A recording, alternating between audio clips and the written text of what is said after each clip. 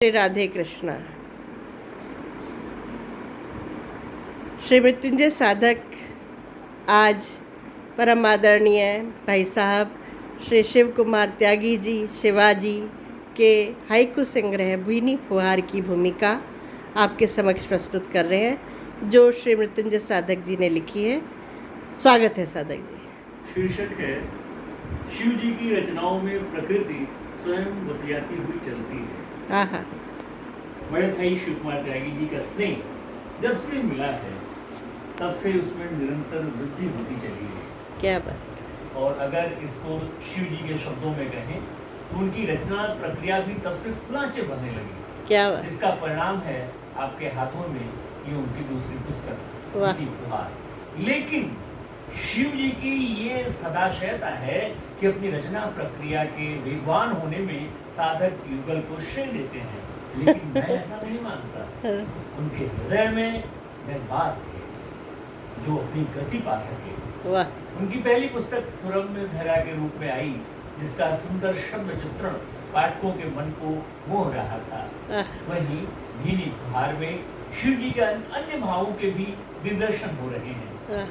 निश्चित ही भावना की उड़ान जिस तरह शिव जी भरते हैं वैसा कम ही कवियों में देखने को मिलता है। क्या बात। अपने पहले ही हाइकू में उन्होंने लिखा, बुनते ख्वाब, अधूरी ख्वाहिशें, दबे जज्बात के जरिए सब कुछ परोस दिया है। दरअसल हाइकू को जापानी कविता या ई कविता या बेहद छोटी कविता भी कहते हैं।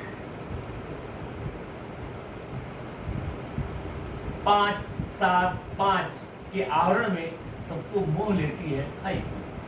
भीनी फुहार के संग्रह में अपने किन किन मनोभावों से पाठकों का परिचय कराने वाले हैं वो उनके हाइकू से आप समझ सकते हैं। क्या बात। बहती गंगा में हाथ धोने के मुहावरे को कवि ने बेहद मौलिक अभिव्यक्ति दी है और अपनी छाप दे दी है। बहती गंगा, राजनीतिक कला, धोते हाथ। एक खास बात उनके सृजन में दिखता है वह है बेहद साफ साफ हृदय की तरंगों से कदमताल करते हुए उनके शब्द कहीं कहीं संस्कृत निष्ठ। भाभी जी कहते हैं ना कि कुछ शब्द नहीं समझ में आते, तो वो मैं कहना चाहता था कि कहीं कहीं संस्कृत निष्ठ होते हैं उनके शब्द, उस भाव के टूल होते हैं, औजार होते हैं जो बेहद सरलता से पाठकों के मन मस्तिष्क में घरंदा बना लेते हैं, आशियाना बना लेते हैं। और वो शब्द संस्कृत निष्ठ लगते ही नहीं, उनका तादात्म्य जो स्थापित हो जाता है।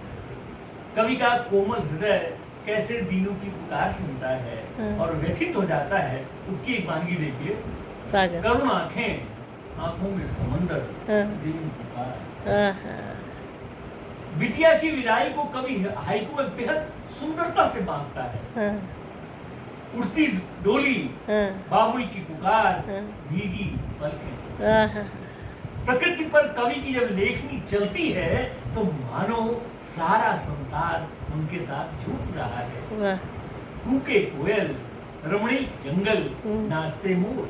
वही एक दृश्य और देखिए, छाई बदली, विचरते हिरण, दौड़ी बछिया। क्या बात है। बहुत बढ़िया। वही प्रकृति के चित्रों में मानो सब कुछ कवि भूल जाता है। रात की रानी, चांद का झरोखा, दरिया तट।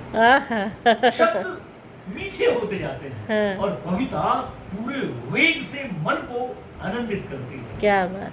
कोमल गली, पूनम चांदनी, बरसी ओस। पूर्व वायु सैनिक होने के नाते उनकी रचनाओं में जो अनुशासन है वो लगातार दिखता है। कहीं भी फ्री हैंड नहीं लेते कवि शिव कुमार त्यागी शिवाजी। समाज में विद्रूपता फैलाने वालों के खिलाफ अलग जगाते हैं कवि शिव कुमार जी।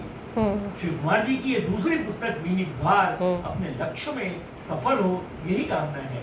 भीनी फुहार ने भीनी फुहार साहित्य का अंगना महकाए, बगिया में स्नेह के फूल खिले जो जग उपवन को सुवासित करे। बहुत बहुत शुभकामनाएं। मृत्युंजय साधक, वरिष्ठ टीवी पत्रकार, कवि एवं डॉक्टर अंजू सुमन साधक, शिक्षाविद, पूर्व व्याख्याता, एमईटी विश्वविद्यालय एवं एमईटी इंटरनेशनल स्कूल, नोएडा।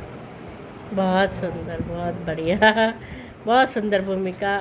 आज मैंने जो बहुत ही सुंदर लिखी है। एकदम मन उड़ेल दिया है मृत्युंजय साधक जी ने भीनी फुहार पर, क्योंकि भीनी फुहार है ही वास्तविक भीनी फुहार। बहुत सुंदर।